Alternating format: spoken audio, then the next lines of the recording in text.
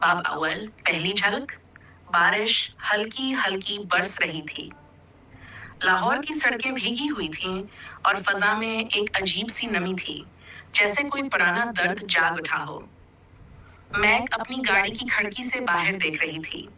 دل میں ایک بے چینی سی تھی جس کی وجہ وہ خود بھی نہیں سمجھ پائی۔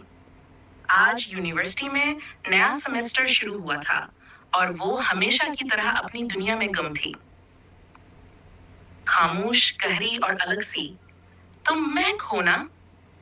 کسی کی آواز نے اس کی سوچوں کا تسلسل توڑا۔ وہ چونک کر پلٹی۔